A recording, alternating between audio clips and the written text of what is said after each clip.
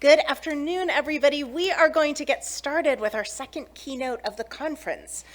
Before I introduce our wonderful speaker, I've been told to remind everybody that the art installations upstairs are still available for viewing. Those will be up through the end of the conference this evening, so I think we end at about 6:30 tonight. So sometime before 6:30, if you haven't got a chance to see those installations, you should go take a look because they're really extraordinary, and both of those artists have done really amazing creative work with the relationship between bodies and monstrosity and illness and ability, and they're really, really cool. It is my incredibly great pleasure to introduce our second keynote speaker today, whose work I have been a very big fan of for many years. So I feel like Rafiki Jenkins coming here to this conference is mostly just a present for me and for all of us. Dr. Jenkins is the Assistant Director of the Institute for African American Studies at the University of Georgia and is a former professor of English at Palomar College, so a recent transplant from California. His research focuses on Black speculative fiction and film, and his most recent book, Anti-Blackness and Human Monstrosity in Black American Horror Fiction, came out from the Ohio State University Press earlier this year. His other books include The Paradox of Blackness in African American Vampire Fiction, which came out also from the Ohio State University Press, this one in 2019. And this is a book that has been very important to me, especially when I began to teach Octavia Butler's novel Fledgling, trying to figure out how to approach this book when my training and experience was all in 19th century British and Irish literature, how to kind of enter the world of Black studies and Black horror and Afrofuturism, and Rafiki's book on Black vampires is an extraordinary, beautiful resource, both for thinking about Fledgling and for thinking about the Black vampire tradition more largely. He also is the editor of two collections, Authentic Blackness / Real Blackness, Essays on the Meaning of Blackness in Literature and Culture, which Dr. Jenkins co-edited with Martin Japtok, and Human Contradictions in Octavia E. Butler's work. Rafiki has also published a number of peer review articles that have appeared in journals like Screening Noir, African American Review, and the Journal of Children's Literature. We are so thrilled that he is joining us this week at the Festival of Monsters. His talk today is called Thoughts on the Human-Monster Distinction in Horror. So let's give him a huge, wonderful welcome.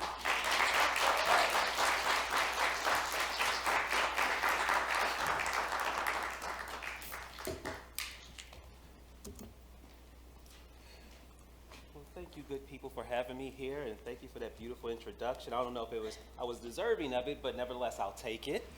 I'm glad everyone's here to kind of hear me. Can you hear me? Okay, yeah, there we go.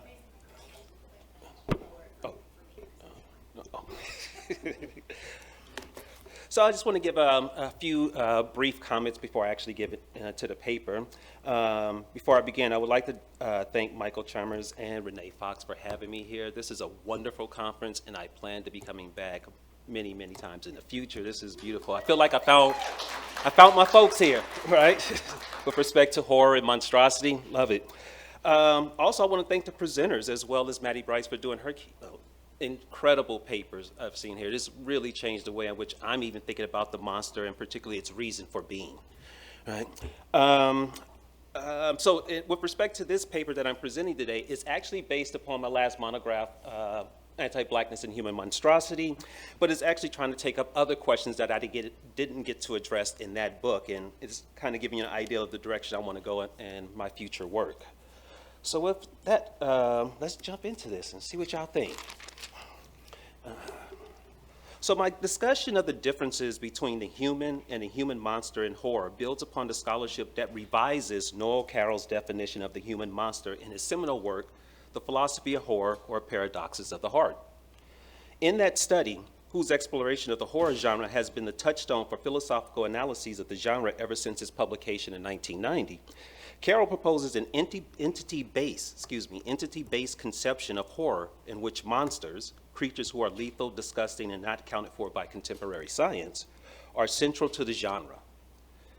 Given Carroll's entity-based notion of horror, stories featuring lethal and disgusting humans are not horror stories because the thinking and actions of such humans can be explained by science. As Carroll sees it, the stories featuring lethal and disgusting humans are either tales of natural horror, which is in contrast to art horror, and those are basically horrifying narratives about the everyday world, or they're tales of terror or gothic exercises, as he refers to them, right? And that's basically fiction rooted in abnormal psychologies. One problem with Carroll's argument is his insistence that those human characters who are lethal and disgusting because of their ideologically inspired actions are not viewed as monsters by readers or viewers. Indeed, the scholarship on human monstrosity problematizes Carroll's claim. As Stephen Asma reminds us in On Monsters, we have a long history of applying the term monster to human beings who have, by their own horrific actions, abdicated their humanity. We also have a long history, and we, speaking of us as humans, we also have a long history of applying the term monster to humans who are deemed abnormal, dangerous, and disgusting by our culture simply because they are different from our cultural norms. For example, Jack Haberstam notes in Skin Shows, Gothic Horror and the Technology of Monsters, that European anti-Semitism and American racism towards Black Americans became Gothic discourses given over to the making monsters of particular kinds of bodies. In Monster Culture 7 Thesis, by now, everybody, if you don't know who Jeffrey Jerome Cohen is, there's a problem. Right, but Cohen argues that we can learn a great deal about a culture from the monsters it bears, partly because the monster is an embodiment of a certain cultural moment, of a time, a feeling, and a place, and is therefore a construct and a projection that signifies something other than itself. One of the somethings that the monster signifies is a culture's approach to human difference. According to Cohen, the monster's different made flesh come to dwell among us, and that monster difference tends to be cultural, political, racial, economic, sexual. Implicit in the observations by Haberstam and Cohen is the notion that the human monster represents how a culture perceives and responds to human difference rather than human difference itself. As Alexa Wright puts it in Monstrous Strangers at the Edge of the World, The Monstrous Races, human monstrosity is a construct, ideal, or theory that is intimately related to the social and moral values of the observer. In other words, what makes an individual a human monster is largely determined by the person or culture observing that individual rather than that individual's bodies or actions. Thus, the human monsters can be viewed as terrifying interrogators of a culture's everyday life, questioning who or what a culture deems abnormal, threatening, and disgusting. These realistic monsters, as Philip Nichol calls them, are reminders that the threats that horror presents are not always fictional, but can bleed into the actual world.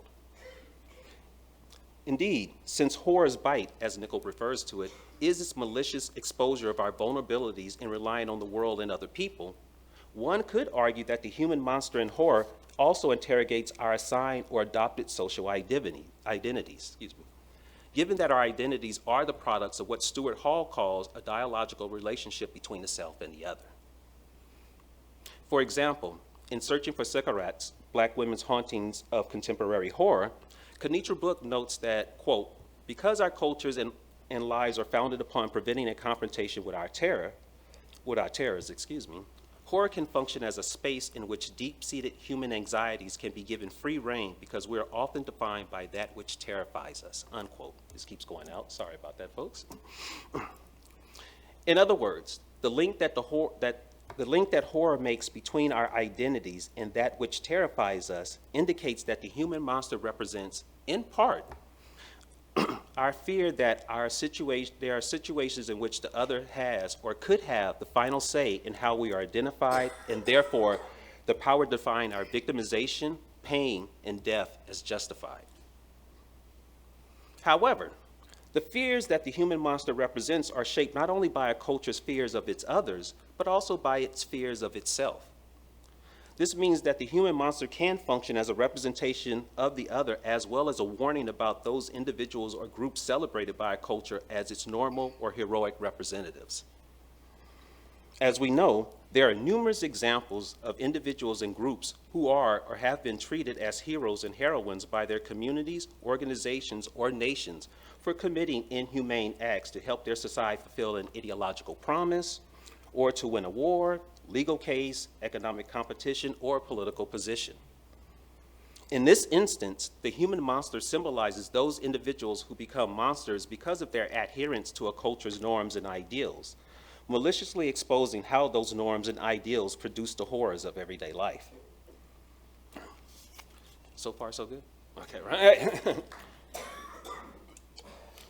Now we get into part 2 of the talk. So far, I've tried to articulate that the human monsters in horror, like their non-human siblings, are inevitably bound up with attempts to define the human. I have also tried to show that we can learn from the study of the human-monster distinction in horror is that one can be human in one cultural context and a monster in another, precisely because the distinction between humans and human monsters is based more on the social and moral values of the observer than the biology and behavior of the observed. Now I would like to discuss how Dia Reeves approaches the human-monster distinction in her 2011 novel, Slice of Cherry. To appreciate Reeves' approach, I think it is necessary to provide a synopsis of what W. Scott Poole calls the new American monster, particularly in the age of the maniac murderer in American popular culture. Bernice Murphy notes that Robert Bloch's 1959 novel, Psycho, in which the supernatural was decisively superseded by human horrors, was immensely influential, primarily thanks to the impact of Alfred Hitchcock's 1960 film adaptation. Bloch's novel and Hitchcock's adaptation of it introduced American culture to the most popular representation of the murderer maniac since the final third of the 20th century, the serial killer. Unlike Carroll, who argues that Hitchcock's adaptation is not a horror film because Norman Bates is not a monster, but a schizophrenic, a type of being that science countenances, Poole contends in Monsters in America that Bates is a monster depicted as murdering maniac. Quote, Bates is a creature not born from the supernatural shadows or cobbled together in a lab, but coming to deadly life in the midst of American family structures, unquote. While the serial killer spoke to the social upheavals of the 1960s and 1970s, the current conception of this human monster as a distinct category of pop culture villain and real-life threat began in the 1980s. By 1984, according to Nicola Nixon, quote, the cinema's metaphysical Gothic beast had given way to a more visceral, more real form of the monstrous. The American serial killer had come to occupy the symbolic space of monstrosity in the public imagination, unquote.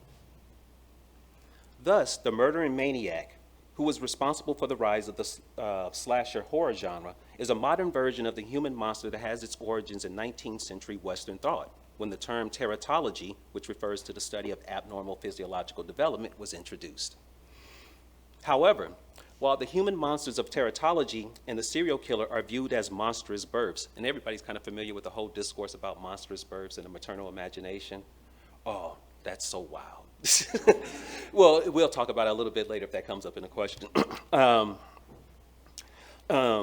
So while the human monsters of teratology and the serial killer are viewed as monstrous births, the human monsters of teratology are defined by physiological abnormalities that only threaten their lives, whereas the monstrous abnormalities of Bates and his serial killing descendants, Buffalo Bill, Hannibal Lecter, and Dexter, are in the mind, hidden from those whom they might harm or kill.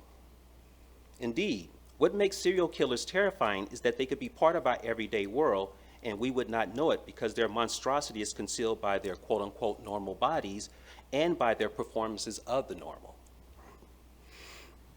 According to Poole, the serial killer is a human monster who represents two warring discourses in the same terrifying figure.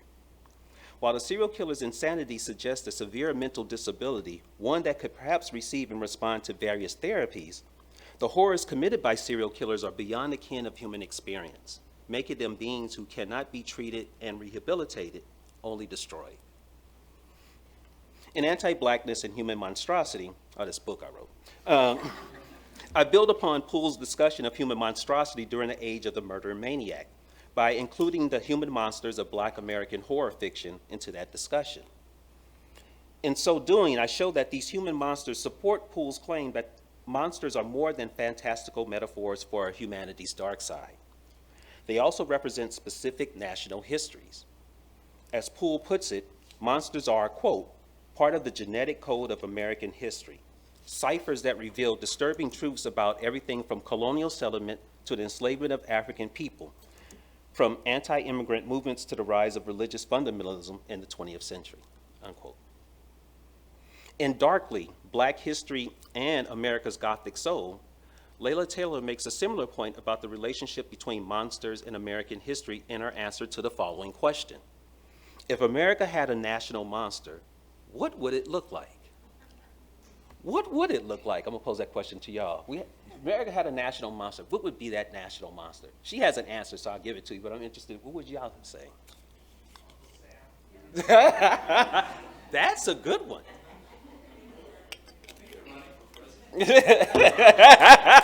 That's even a better one.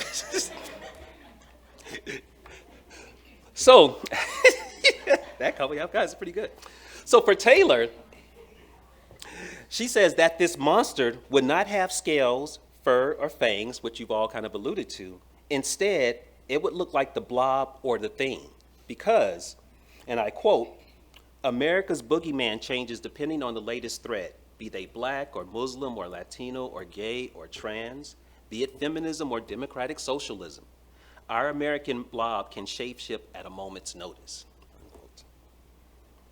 Examining human monstrosity in Black American horror fiction not only acknowledges that Black folks have been writing horror stories with human monsters before the age of the murder maniac. So all we'd have to do is go, for example, back to some of the slave narratives, right? But it also insists that understanding how specific ideologies of Americanists produce human monsters, but it also insists that understanding how specific ideologies of Americanists produce human monsters requires severing the link between insanity and human monstrosity associated with the murdering maniac. As Zelda Knight points out in her study of the serial killer as a narcissist, while serial killers are terrifying because they enjoy killing people, they are disturbing because their behavior, quote, highlights a small but troublesome group of people in society who engage in acts of insanity and terrorism, but who are not insane, unquote. Similarly, the FBI has stated that serial killers, regardless of motive, kill because they want to. However, quote, the exception to this would be those few killers suffering from a severe mental illness, unquote. In this light, the virtual absence of murdering maniacs in Black American horror fiction is shaped by the ideal that what makes the human monster a terrifying figure is its sanity. Indeed, the fact that sane people can become monsters reminds us of a terrifying truth, a truth that must be repressed for us to have in everyday life. All humans are potential monsters precisely because human monsters are produced by ideals, not by abnormal bodies, nor by mental illnesses. In my study of Black American horror fiction, I focus on 4 types of human monsters: the monsters of white rage, the monsters of respectability, the monsters of not-ness, and the monsters of serial killing. I argue that these monsters represent ideologies of Americanists that have been used to devalue America's Blackness and to justify the production and consumptions of Black bodies in pain. Today, I will focus on the concept of the serial killing monster because I would like to discuss fictional serial killers who have gone under the radar, and that is the Black female serial killers. As I hope to show, Reeves' Slice of Cherry asks us to consider a challenging question about morality, ethics, and serial killing that makes the study of the human monster distinction in horror and elsewhere an important academic pursuit. Before I discuss Reeves' novel, I would like to provide some background on the research on female serial killers, or FSKs as they are called, and their virtual absence in popular culture. It is so fascinating, this research. Okay. Despite the increase in fictional depictions of FSKs in popular culture, fictional serial killing stories, according to Murphy, still overwhelmingly revolve around rogue males who target women and children and cannot, or choose not to, restrain their most savage impulses.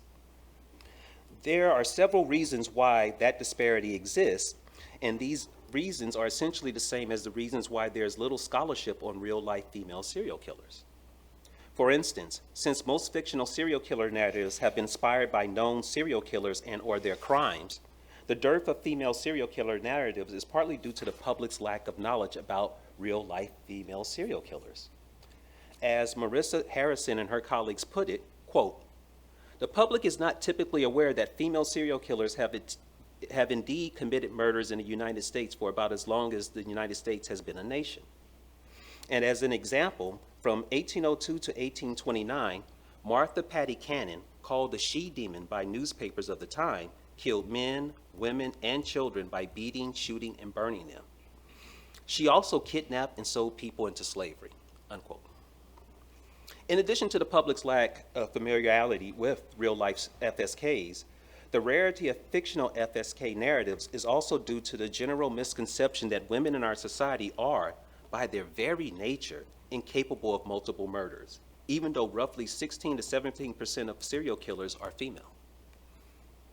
According to that misconception, FSKs do not even exist, and therefore girls and women who kill multiple people over time are something else besides serial killers. I don't know what they would be, but they're obviously something else since we don't just study them. Another reason why FSKs and fictional narratives about them are rare is that these killers do not usually commit bad deaths. For example, Emma Friedel and James Fox note in their 2018 study that female serial killers, quote, "rarely torture, take tokens, or kill for sexual reasons, regardless of victim count," unquote. Amanda Farrell, Robert Keppel, and Victoria Titterting point out in their study that the way in which FSKs tend to murder their victims partly explains why they have historically received little scholarly attention. Quote, "Women tend to kill quietly, preferring not to butcher and maim. It is unlikely you would find a woman sexually assaulting a corpse or engaging in cannibalistic or vampiric activities," unquote. I was like, wow, that's what male serial killers do. That requires a whole different study. Okay, so this suggests that how FSKs murder their victims is viewed as less transgressive and therefore less sensational than how their male counterparts kill. Moreover, Harrison and her colleagues argue that the nicknames of FSKs tend to be gendered due to how our culture imagines female violence. Quote, "Although not statistically significant, it is arguably meaningful that over 3/4 of men had nicknames that underscored their gruesome modi operandi, versus slightly more than half of FSK's nicknames," unquote. They go on to say that while this emphasis on the female serial killer's sex might be due to law enforcement and or the media feeling compelled to highlight the killer's gender in the case, that emphasis may also be due to the possibility that people view the crimes of women as less severe even when the outcome is the same. Thus, we can consider the public's gender expectations, view of female violence, and the lack of knowledge about real-life FSKs as some of the reasons why fictional depictions of female serial killers continue to be rare. With respect to Black female serial killers, there is very little discussion of them in the scholarship on FSKs. Instead, Black female killers, even those who could be easily categorized as serial killers, tend to be categorized as female murderesses. For example, according to one 2013 study, the profile of modern female murderesses provided by scholars is a woman who is, quote, "likely to be single, approximately 31 years old, an African American, a mother, possessing less than a high school education, and has a prior arrest record," unquote. They further note that some scholars have found that, quote, "women who are likely to be violent are more likely to be younger, an African American, unemployed, and have a prior criminal record," unquote. Unlike the modern female murderesses and the typical violent woman, that study reported that FSKs in the United States tend to be white, usually work alone, are mostly active in the South, and I just moved there, and usually lack a previous criminal record. A 2015 study offers a similar profile of the typical female serial killer in the US. Quote, "She is likely white, has been married, and perhaps had multiple marriages. She is probably in her 20s or 30s and may be middle class, Christian, of average intelligence, and likely of average or above average attractiveness," Interesting. She is, she is likely legally employed and may be a healthcare worker or hold another stereotypically feminine job, unquote. Although the racialization of the modern female murderers as black and the female serial killer as white is supported by statistics, the reason for this racialization appears to be devalued by the scholars. In fact, several studies suggest that gender and racial, ethnic, and cultural factors may somehow influence each other to either exacerbate or mitigate traditional roles, but little discussion is provided as to this effect in the context of homicide.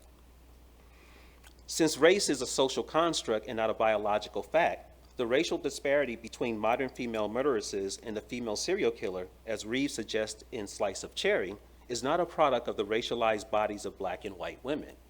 Rather, it is a product of how those bodies are viewed and treated by society. Indeed, Slice of Cherry not only contributes to the disruption of the myth that all serial killers are white or male, but it also interrogates some of the findings on female serial killers as well as their fictionalization. Now we get into the novel. I love this novel. It's so beautifully disturbing. It's just, it warms my heart. Okay.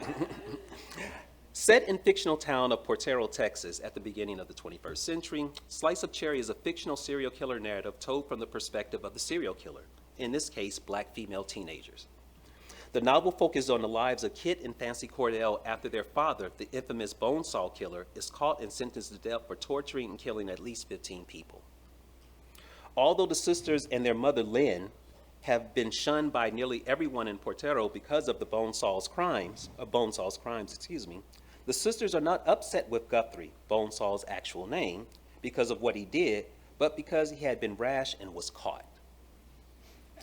Indeed, Kit and Fancy enjoy killing just as much as Guthrie, but Fancy is worried that Kit's impulsiveness can put her in the same situation as their father, as she explains to Franken, the young man who Kit will torture for weeks before Fancy kills him. Quote, "Daddy's locked up, so we'll never see him. Mata had to start working 12-hour shifts to support us, so we never see her either. If Kit kills you, then they'll lock her up too, and then I won't have nobody.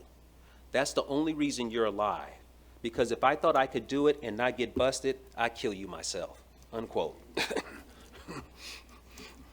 With the help of Cherry Duhaven, the girl's slave ancestor who returns as a ghost on every Juneteenth to grant wishes to all the good black children in Portero, Fancy discovers a solution to satisfying her and Kit's desire to kill without going to jail: the happy place. Invented by Fancy and made real by a kinetoscope gifted to her by Guthrie, the happy place is a fantasy world where the sisters can kill their victims and dispose of their bodies without ever being discovered by law enforcement. However, unlike their father, whose motives for killing were a mystery, Fancy and Kit hunt and kill the quote-unquote bad guys, a motive inspired by Fancy's interpretation of Cherry's advice to her. Quote, "I told you what Cherry said about how we need to help people. I figure she means we should protect them from pervs like the old man, criminal types," unquote. As serial killers who help people, Fancy and Kit allow us to consider a question that other serial killers rarely allow us to consider. Should we condemn or condone serial killers who murder quote-unquote bad people? While defining what constitutes a bad person is needed to answer that question, the question itself asks us to think about the role that morality plays in how we think about serial killers, their motivations, and their victims. I argue that Reeves' depiction of Fancy and Kit suggests that serial killers who kill bad people should be socially pardoned so long as they are helping people who have been wronged. As serial killers for the socially marginalized, Fancy and Kit not only deviate from fictional depictions of FSKs, but they also problematize the ways in which the scholarship has racialized female murderers.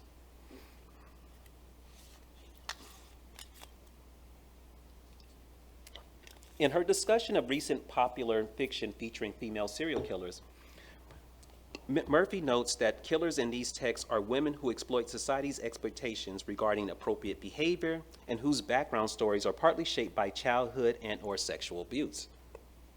While Reeves' depictions of Kit and Fancy critiques American culture's expectation of women, it also revives the popular fiction's portrayal of the serial killing female by not including abuse as part of Kit and Fancy's background.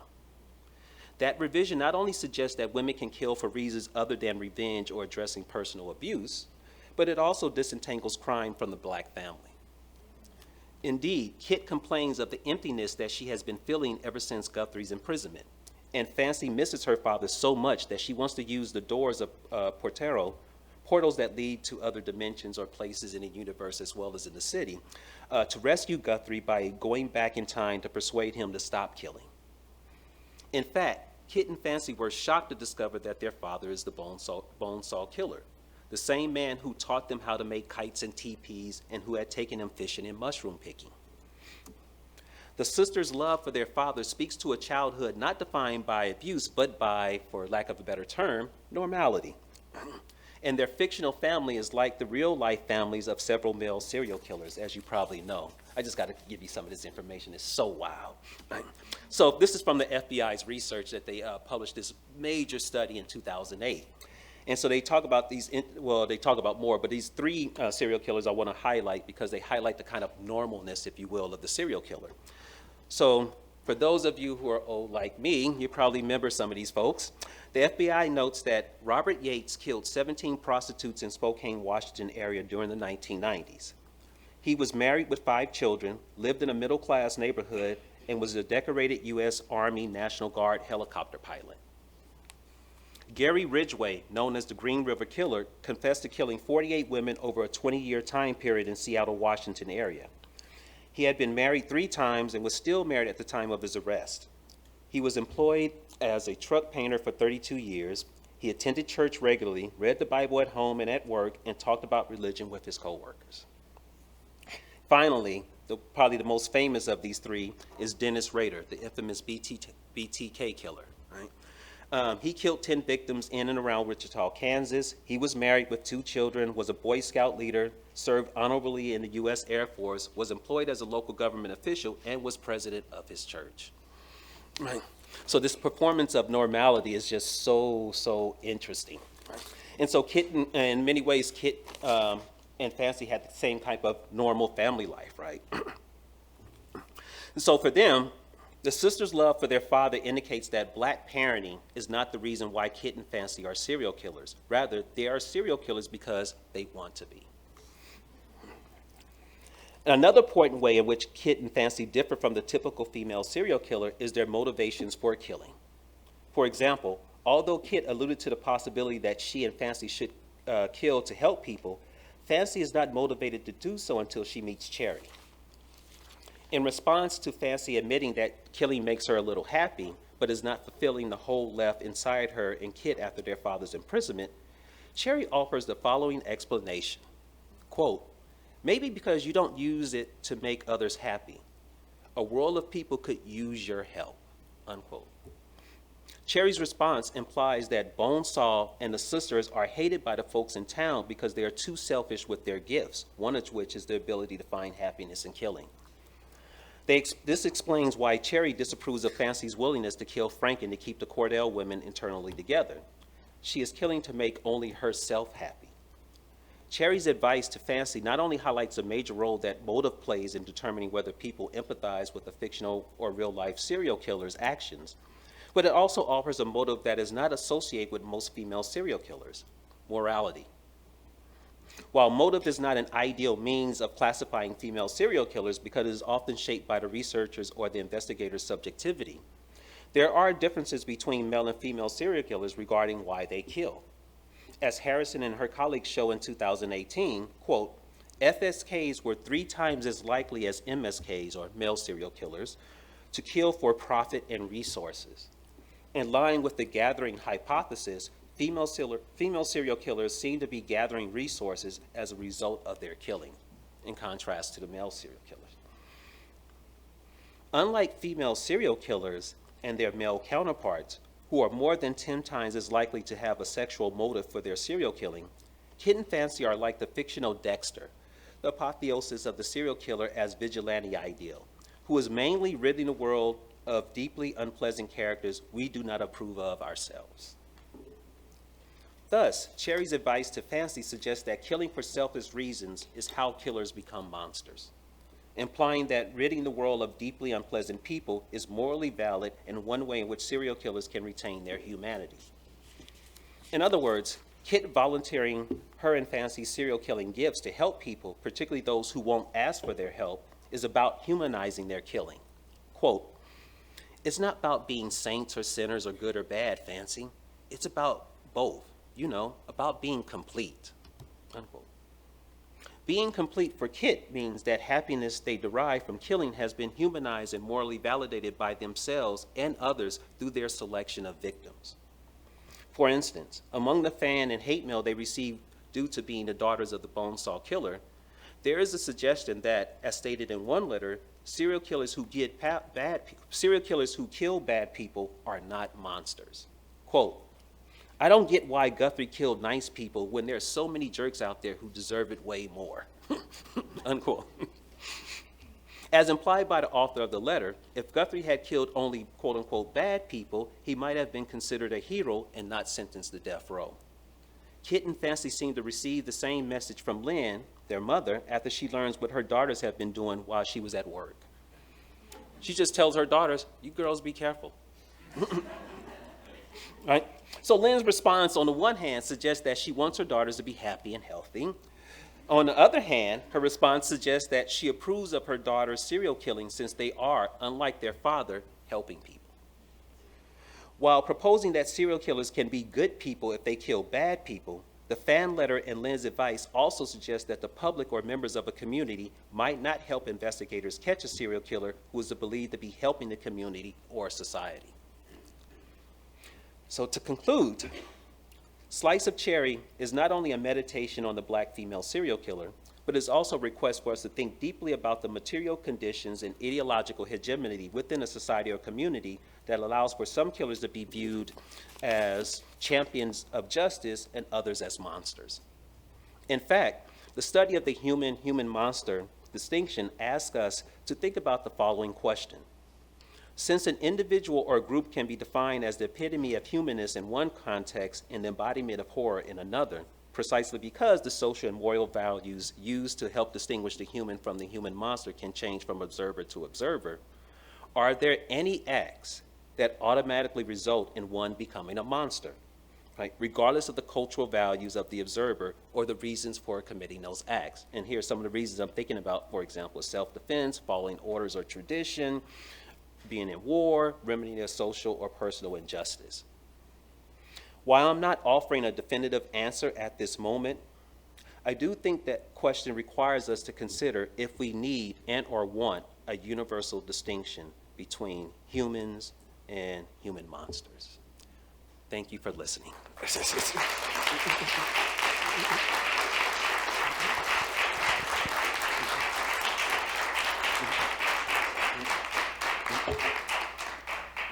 have plenty of time for questions. Jen is going to run the microphone around. Anybody have questions?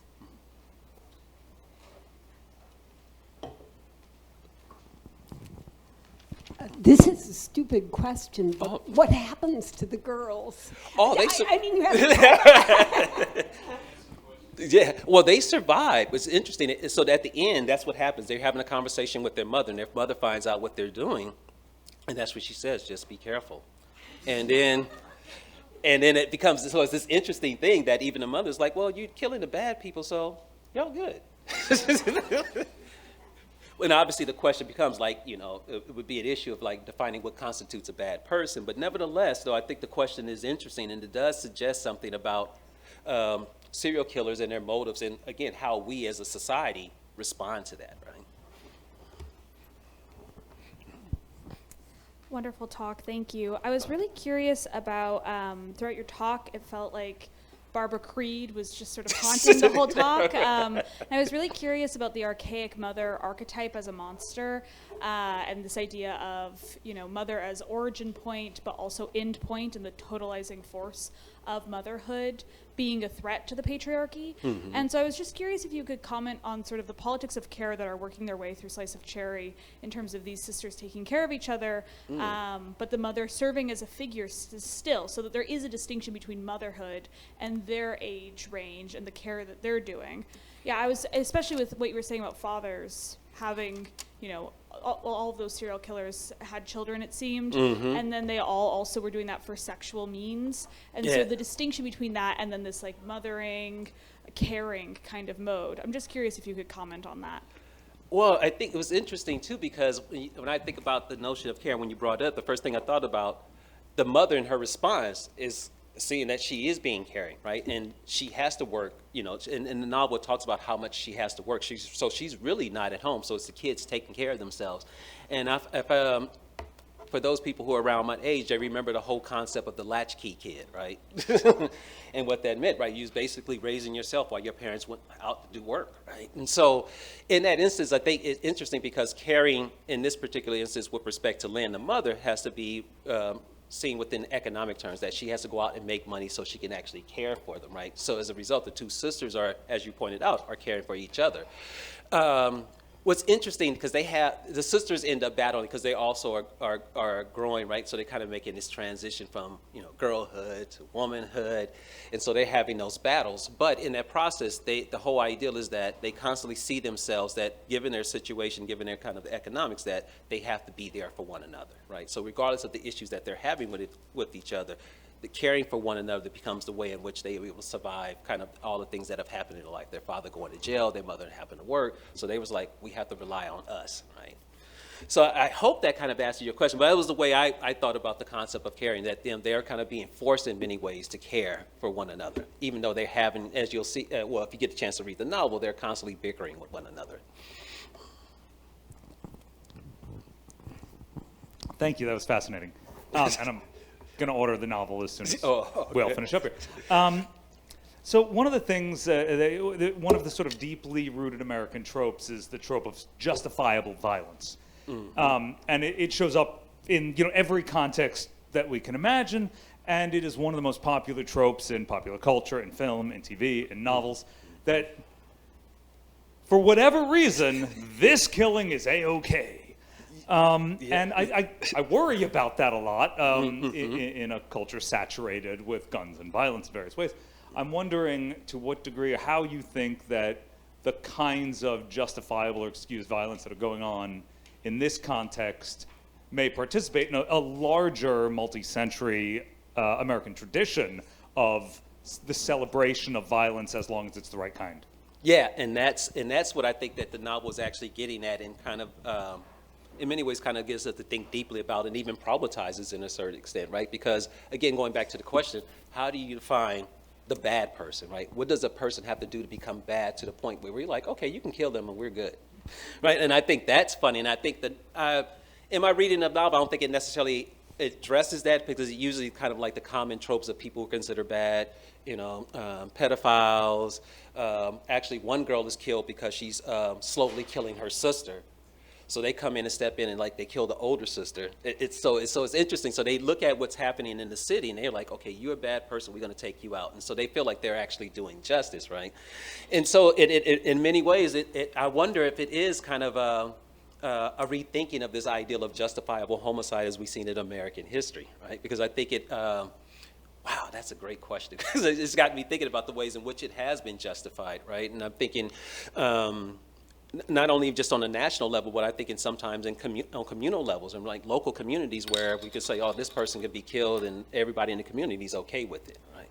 And so a lot of it, I think the problem becomes, and it leads to the question that I was asking at the end of the paper is there any action that someone does that we would all in here agree and say, that's wrong, right? And I think that's the issue, is that there could be actions where some of us say that's wrong and others like, no, that's okay, that makes sense, that's justified, right? And so I think that, and within kind of American history, the narrative has always been that America's always justified in what it does, right? Whereas even these girls are kind of questioning, like, I don't know if it's kind of cool to kill people. They're at least thinking about it and consider that's okay. Kind of way American history is, we're always in the right. And so therefore, when we kill someone, we know that the people that are being killed, they deserve to be killed. Right? So I don't know if I answered the question directly, but yet you pose a great question that when I actually put this, actually get this into like a form of publication, I'll make sure I note you. So I'm here in the back. I'm curious, when you describe the sort of profile of the female serial killer, And aside from being like white, sort of middle class and maybe in caregiving roles, they also don't torture. But the young women in the novel do. Along with the other deviations of age and race, what do you make of the difference in methodology that they're taking on?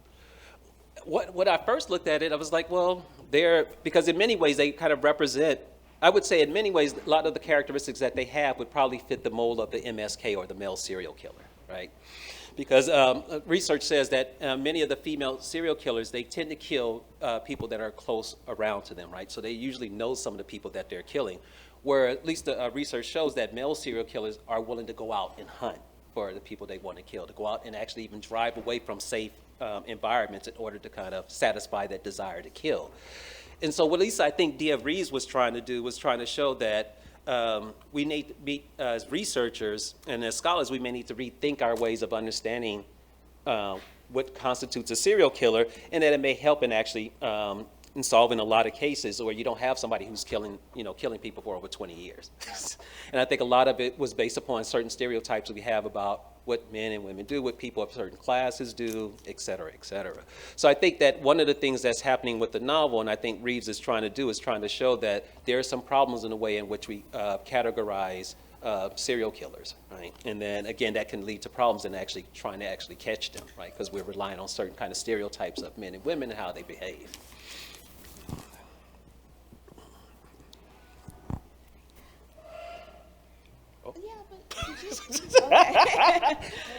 Okay, thank you for this fascinating work. It's getting my wheels turning because on one hand, when you think about serial killers and like, oh, they're not all white men, on one hand, I feel like I could hear black people being like, let white people keep that, like why, So I'm also thinking about the political productiveness of like broadening, like when you look at female serial killers, when you look at like people who don't fit this profile of the psychosexual like white man type of killer, then broadening what we consider a serial killer, like is there a political productiveness that could expand to the point where we, like we look at Jack the Ripper as a serial killer, but not Columbus, Yeah, exactly. So I'm wondering if maybe that's where you're going. So I'm wondering if like there's like a larger political productiveness of like shaking up the racialization, sexualization of the category. And I also want to know if you've seen Swarm and what did you think? No, I haven't seen Swarm, but I've been told I need to see that, so I have to admit I have not seen it. But I think you're hitting on something. The way I was thinking about this was on a larger level, right? That if these girls are considered serial killers, then there's a whole lot of people, that was being mentioned here, in America itself could be seen as a serial killer, the nation itself, right? And particularly the crimes that is committed in order to position itself as it is in the current moment within the global world. So I think that's, wow. Y'all asked some great questions. I was like, okay, this is going to help. So I'm going to make sure I footnote this conference and actually helping me develop these ideals. But yeah, it is thinking about on a larger level and what happens when you have people who are serial killers who function outside the typical narrative or ideal of what makes a serial killer. In the chapter that I was writing, that my analysis of Reeves' novel is part of, I look at various different serial killers, at least texts from the 1960s to the present, right? And so you had these stories where you have African-American writers who are writing about this ideal of serial killing, starting with Jim Crow, right? Where we see these, that becomes, in many ways, you can see the people who were participating in lynchings, for example, as serial killers, because they participated more than one. And when you have trains picking up people to take them to serial killing, to actually lynchings, right? You have to wonder about those people who are actually going to watch the lynchings, could they be even seen as serial killers, right? The fact that they're providing an audience and space and almost an economy for these things to happen. So what you're saying is definitely on point, and I need to get on it. Hi. I was thinking, in terms of representation of women committing violence, there is a kind of long tradition, right, of retributive violence and rape revenge and sort of individualist violence. But this seems in some ways to be a kind of next step of, like you say, there's not the abuse background and it's more collective. So I was wondering if you see this as some sort of evolution of, because it's kind of the obverse question. Like, I think that actual violence in representation, not in real life, of justifiable violence is actually really politically productive, because it's kind of like Jack Halverson talks about, like a place of rage, right? That that women don't often get to access. So I was just wondering about like their collective view of violence. Is that sort of an evolution? And if the killings seem to have any particular racialized or otherwise political allegory in terms of the victims or the people they kill, in, as sort of more than people who represent their rapists, but have more collective kind of forms of prejudice that they're fighting against. Oh yeah, Yeah. actually, this one group of guys that they killed these guys because they was beating on this young boy who was performing the normalness of masculinity, according to them, right? They beat the hell out of this boy, and they see this. They were like, oh, no, we about to take care of this. And they handled it. Oh, it's beautiful. I shouldn't say that, because y'all will be like, what is wrong with him? Why are you talking about killing as being beautiful? But kind of alluding to your point, right? They start to develop a kind of politicalness, if you will, to their killing, right? They're just not going after everybody. It's specific people. Like, when they talk about the pervert, is this guy who's a pedophile who's going harming children. So they're like, he needs to be taken out. Right? And even for me, I thought about it and thinking about how I grew up and where I grew up, and particularly in South Central Los Angeles, I always wanted somebody who would be out there killing the police who were killing black men. Right? And so for me, I thought that would be a political act, right? And some people are like, no, that's wrong. You can't use killing to solve another problem. But if you're constantly seeing people in your neighborhood being killed by the police and the state's not doing anything, what is the response? I just want to reiterate, thank you so much for the talk. But one of the things that just kind of came up to me whenever you started discussing the novel is, and I'll preface this by saying I'm not very familiar with the series, but Dexter kind of having that bend of being the serial killer of serial killers. But he also works within that very hierarchical, oppressive framework of law enforcement. Mm-hmm. How do you see things like that playing off of Slice of Cherry and other notions of serial killers being caring and protective of their communities? Well, and I think this is what Kid and Fancy do, right? Because they're not tied to law enforcement, and their whole goal is to make sure that they're not caught. And what it seems to be suggested in the novel, being that the judicial system is made up of people within the town, right? Because they're the ones who sentenced him to death. Right, if he was seen as a hero, the people on the jury would have been like, no, he shouldn't be, criminally punished, right? So he probably would have been in jail, right?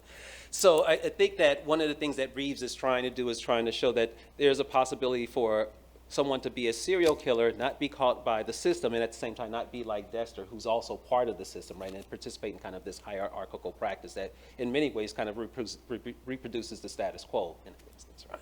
So I think she's trying to challenge that. This is the way I'm reading it. Thank you so much for that. That was amazing and super fascinating. I wanted to kind of follow up with a few threads that have already been introduced to this conversation, but I was thinking about this as an extension of almost the final girl trope. And how this idea of self-defense kind of plays into that, because X has the right to defend itself, and that defense being a form of extended violence, unprompted violence, but masked with this rhetoric of self-defense, and that vis-a-vis the in this context, but also just in horror, how the final girl is committing violence as self-defense, but this as an extension of self-defense into unprompted violence, maybe. And so I was thinking about the final girl, and that's from Men, Women, and Chainsaws, and I forget the author's name. Clover, thank you. Right, and so Clover makes this discussion about the final girl, and that way I thought about Kid and Fancy, I thought of more along the lines of the enduring woman. If you read know of Robin Means Coleman's work, she talks about the ideal of the enduring woman, and that how that's put in, it's kind of like I guess you could say challenges the ideal of the final girl, right? Because the final girl, I guess in the enduring woman, the ideal is that once she kills the monsters, she knows she's not done because those monsters are going to keep coming back. They're always going to be around, right? And so I think with respect to the final girl, I think the final girl, because of the term itself, said that suggests a certain type of finality, a certain end, if you will, once they're able to take care of whoever it is that's, terrorizing them, right? Whereas the enduring woman, she knows that, for example, racism and sexism, for example, is not going to end in the U.S. anytime soon. So I have to live through this in order to prepare to fight again, right? This kind of thing, right? It's not once I kill this person that the problem is done. It's still going to continue. So it's thinking of these ways of how to endure, going on. So I think the girls, in many ways, could be seen as kind of an example or a type of enduring woman in that particular instance. At least that's the way I'm kind of thinking of it now. Ask me a year later, and I'll be like, oh, I changed. Thank you again for beautiful talk. And I think it's really interesting how sort of the rarity of female serial killers in media, but the sort of saturation of trans, or at least trans-coded serial killers, like you were talking about Psycho, or Buffalo Bill and things like that. Mm-hmm, yeah. Mm-hmm. And sort of that like perversion and gender transgression that becomes monstrous to people. But actually, Slice of Chariot reminds me of a really bad but very interesting 80s film called Sleepaway Camp. Oh, Sleepaway Camp? Yeah. That's like... yeah. It's one of my, I mean, it's horribly and like at the end horribly transphobic. But it's very interesting because you follow this trans girl who you don't know. She's just this girl that's getting bullied. Mm-hmm. And everyone who bullies her, it starts with like a pedophile's the first guy to die. All of these people that are, these horrible people that are messing with her end up dying. But at the end, she's revealed in like this, like the last shot is her, it's like the head of her on a man's body completely naked, like screaming. And that's sort of the twist into the monstrous, what makes her a monster. But what's really interesting and sort of what reminds me of Slice of Cherry is throughout the whole thing, you're supposed to empathize with her.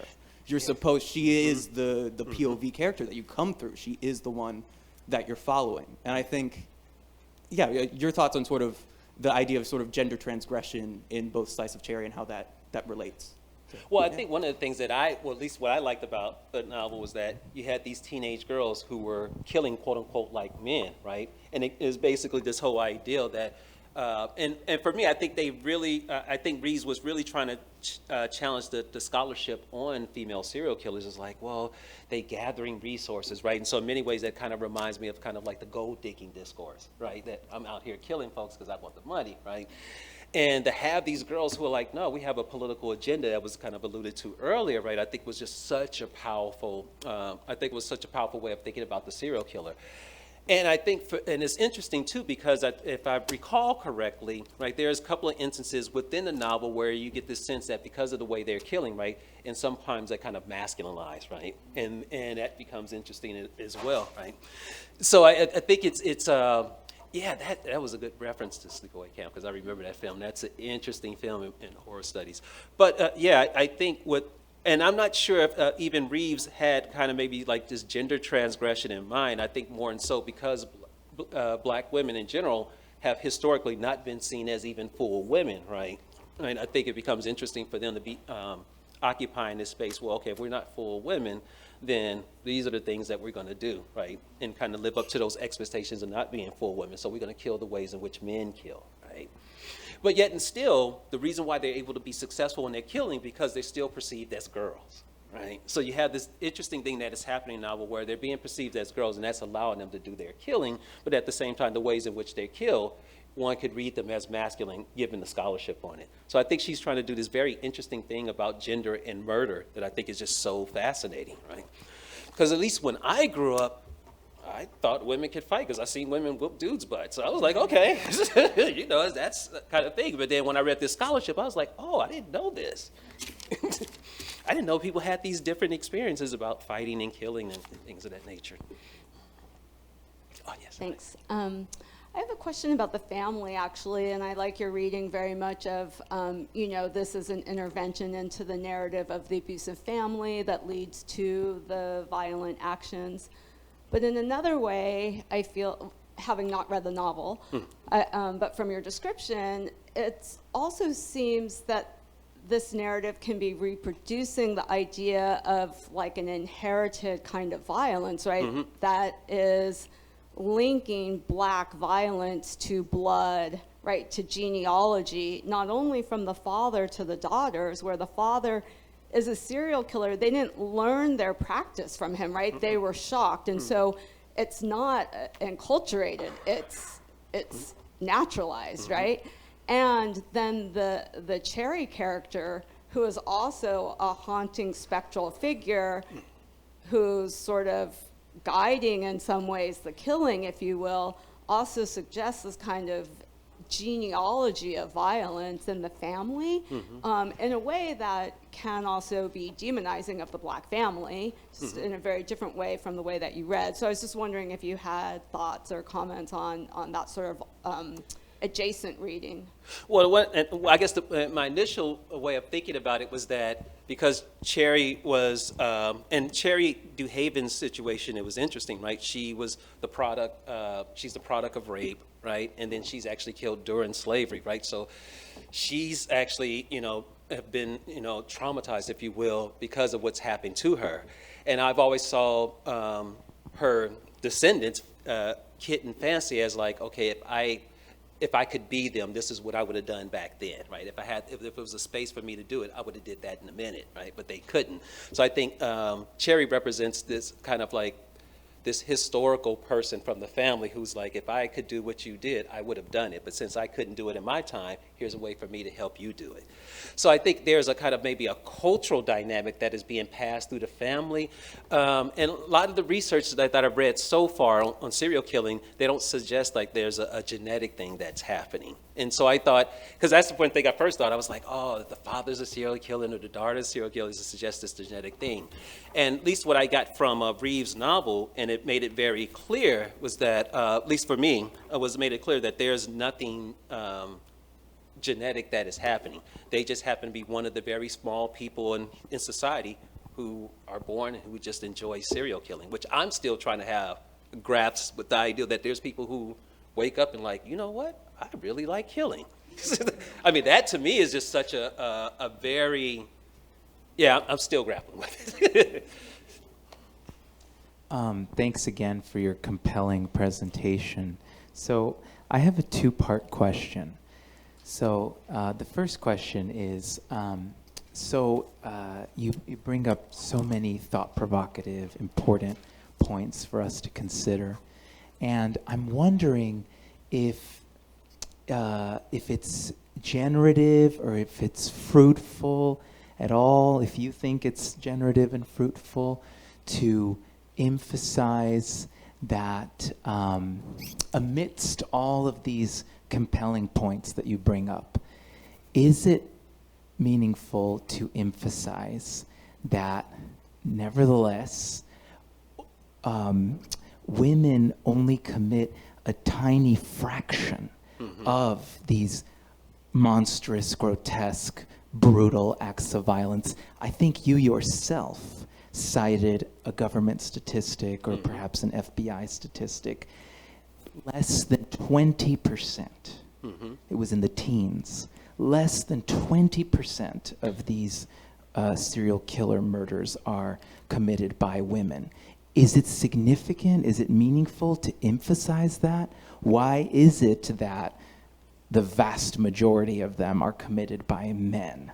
Is that generative? That's the first question. Yeah. And then the second question is, as many of us know, a lot of narratives and stories will use conflict, interpersonal conflict, as a mirror or as a metaphor for larger societal conflict.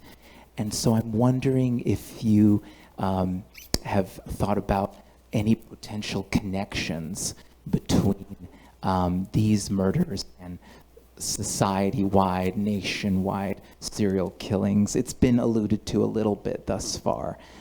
So those are the questions. Oh, okay.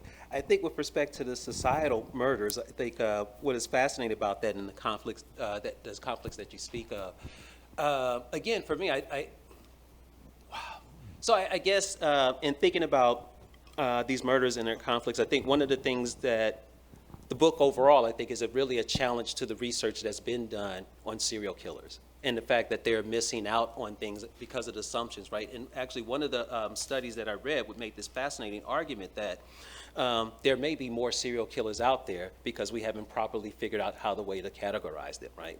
So, and again, with respect to, I'm thinking about the research that's been done with respect to black women, right? And they tend to be seen as murderesses as opposed to serial killers. And to me, what becomes interesting is that in much of the research on serial killers is the assumption that the serial killer is some type of kind of evil genius, right? That they have this mind that they can plot and plan to prevent them not killing. And to say that black women could not be serial killers is that they don't have that ability to plot and plan. And that's one of the things that I thought was kind of interesting, right? Because that's one of the emphasis that in the research on serial killing in general is that this ability to avoid being contact and that kind of all the measures they take to make sure that they don't get caught and that these killings take place over a period of time. So they kill one person, then there's kind of a quote-unquote cooling off period, then they begin again, et cetera, et cetera. And I thought it was just so fascinating that here are women who, black women who have killed, and by that definition be seen as serial killers, but they don't get that status, they become murderesses, right? So getting back to your question, do they want that title?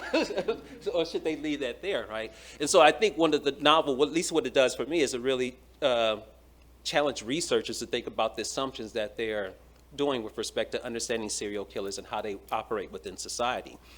But for me, I think, and I hope that answered question two, and your one question was about the emphasis on basically why there's less than 20%, right?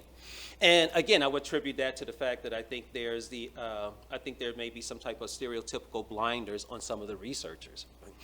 And how should I, not to make it too personal, but I would just say that there's definitely examples of people who have killed numerous people and they've never reached a status of serial killer.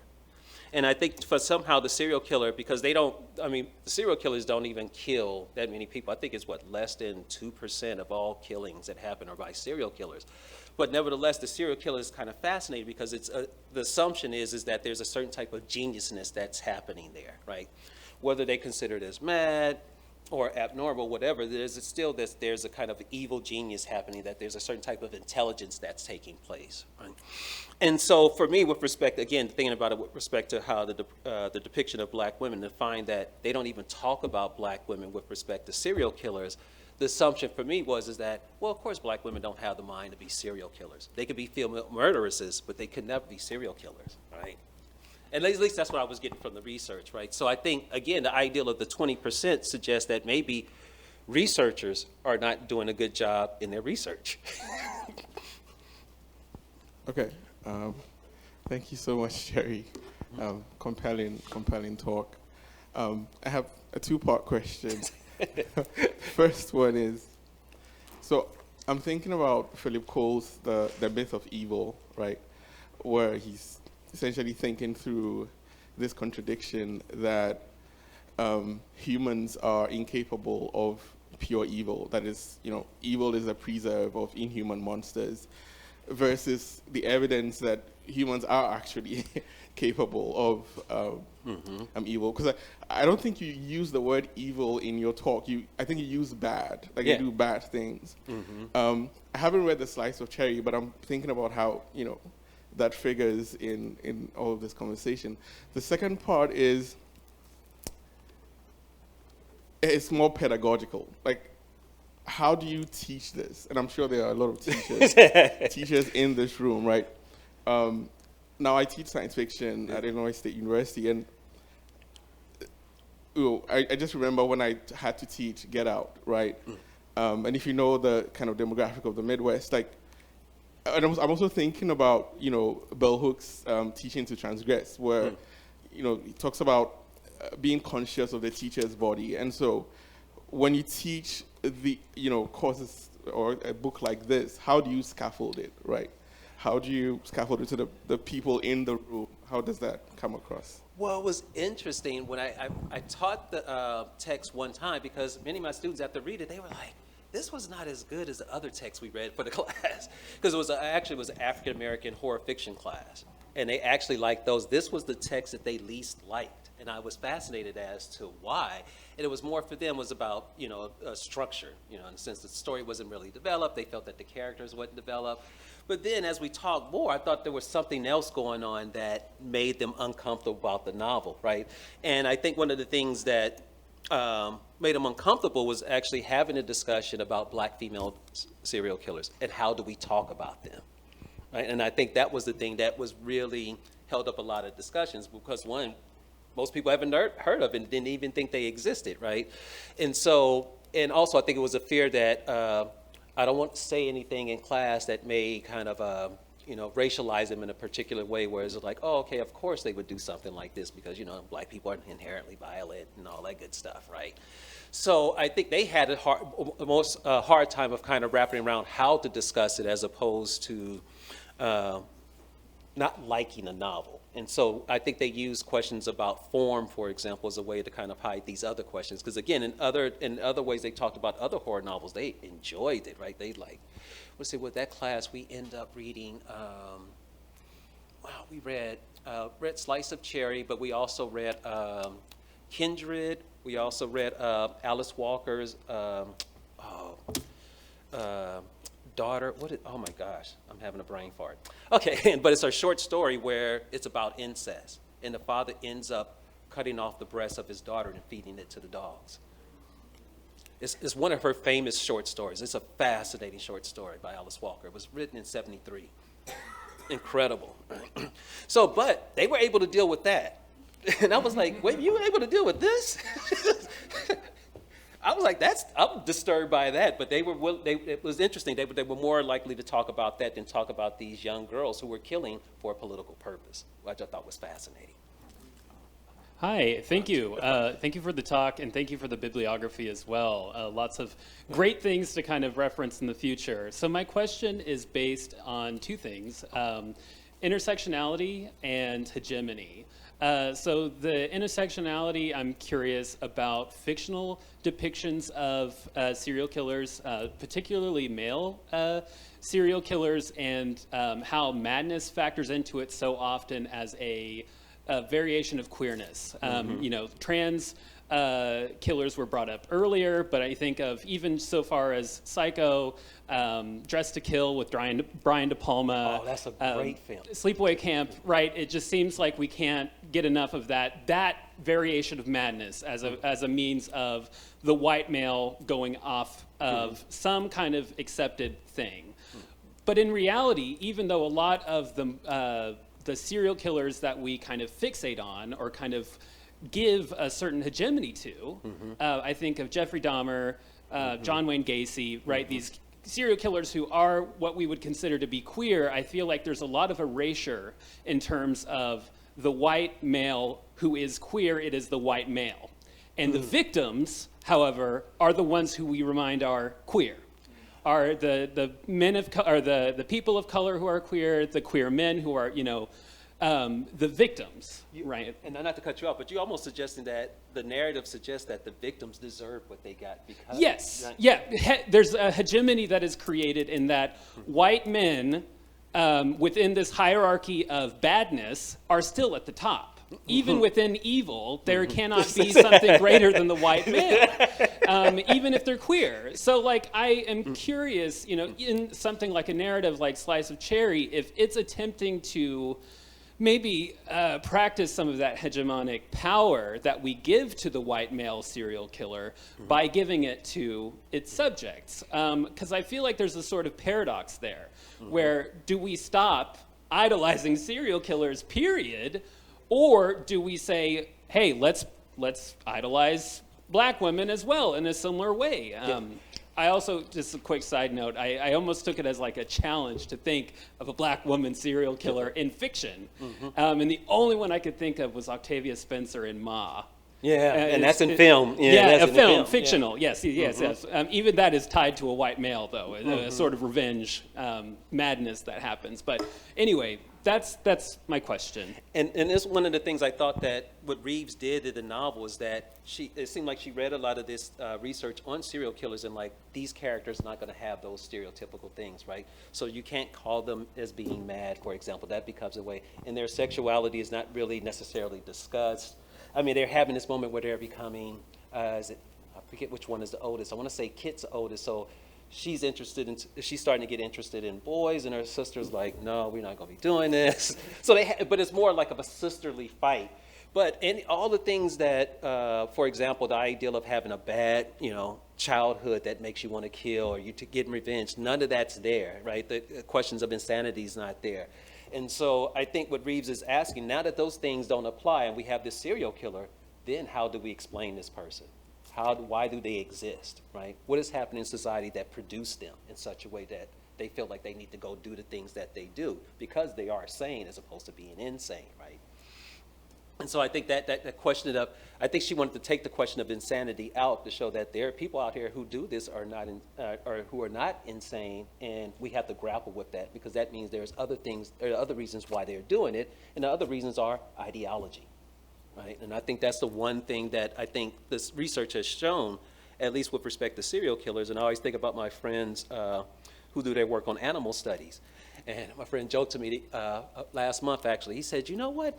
Animals are very empirical about how they go about the world. Human beings, everything they do is ideologically driven. They will literally make decisions that go against their own best interests in the name of, fulfilling an ideological ideal or concept, rather, right? And so I've always thought that was just fascinating. And so it takes the question, I think it asks a different type of question instead of looking at issues of madness or even questions of sexuality. What kind of ideologies that we value so much that that allows us to think about, well, killing is okay, or that if certain people kill certain other people, then that's okay, right? But yeah, I think you bring up a great question. And I hope that got to your question, Edmund, about evil in some way. I'm gonna come back because I've been thinking about this ideal of evil and what constitutes evilness. So I'm still trying to form my thoughts here. So it's just, I think I have just words, and hopefully they'll structure into something. But it's this idea that Black women have not been allowed this space of being serial killers, but just murderesses. And that a murderess is someone who kills emotionally, like it's out of emotion. It's not out of thoughtfulness or rationality or intention. And there's something about these girls in their killing that seems like masculine, like white male serial killers, but it's different because it's intentional. It's like they sit around and they think about it. And I don't think anybody wants to think about Black women sitting around killing people. We think about killing people. Yeah. And so there's something that just seems very radical in thinking about that. What does it mean that these girls are just sitting around thinking about how to deal with the bad things in this world? And what would it look like if these were Black women having these kinds of discussions? Would it seem much more transgressive?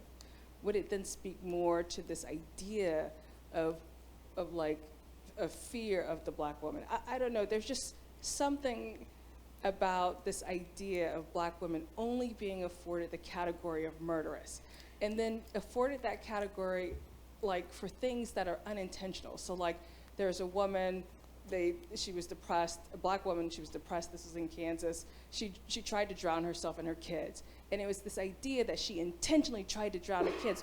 But this idea of being depressed and having postpartum depression escaped everybody because she was Black. And so there is something that my brain is trying to make sense of, but it's this idea that a group of women, a group of people cannot be afforded a category because society won't allow it. And that this story, it touches on that in a really profound way for me. And that was the first, when I read that novel and I started to read the research, I was like, wait a minute.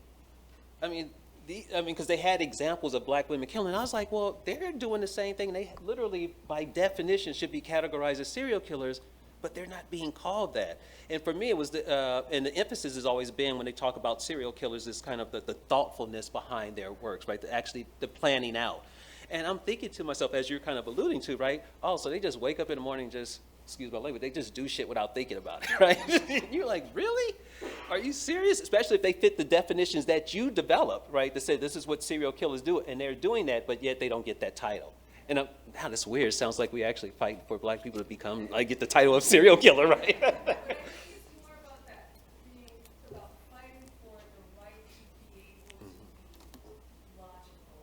Yes, yes.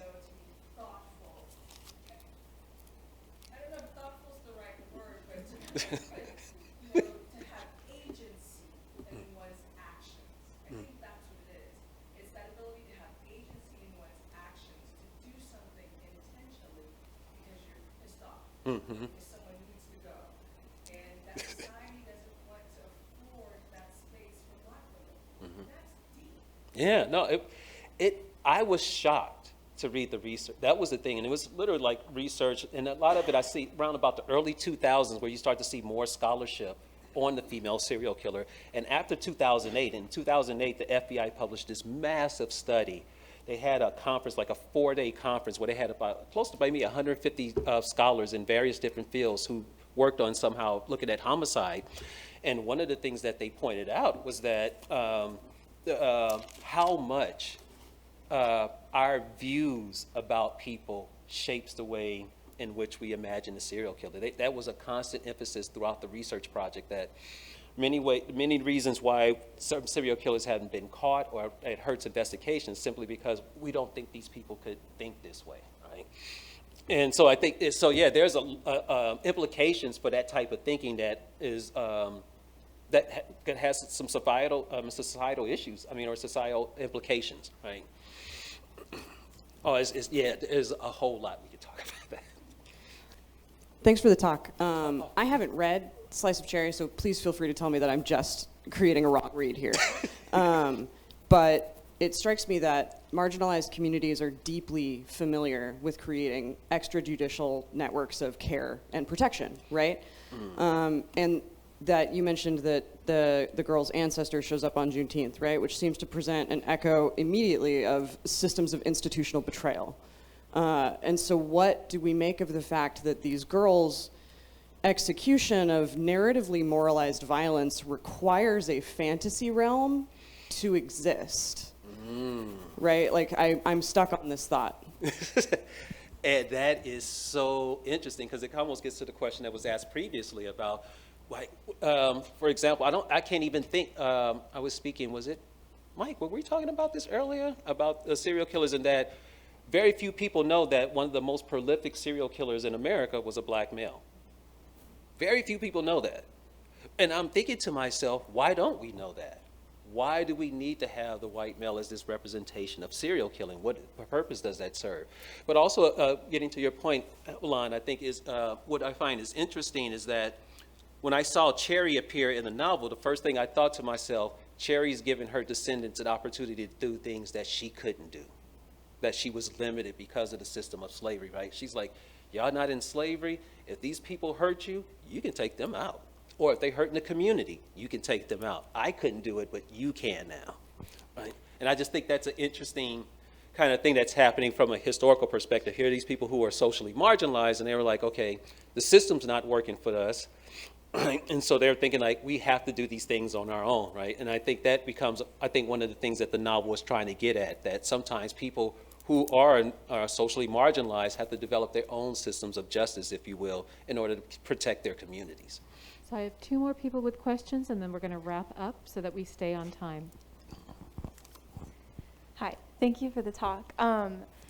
At the beginning, you were talking about the human monster as like a social construct that we created, which is very similar to in disability studies. There's the social model where disability only exists because of the societal conditions that we have, and because our society is ableist. I don't know. There are just parallels in what you were saying and the social model of disability that have me I don't know, that have me full of lots of thoughts. So I was wondering if you have like studied the social model of disability at all, or if you have any thoughts on the connections between like disability being a social construct, monstrosity being a social construct, and like serial killers especially, because there's a lot around like madness and mental illness that's wrapped up in there.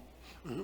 And I think, yeah, a lot of the research, again, tended to want to, well, at least what the FBI came to find out, and this really like shook me when I first found out.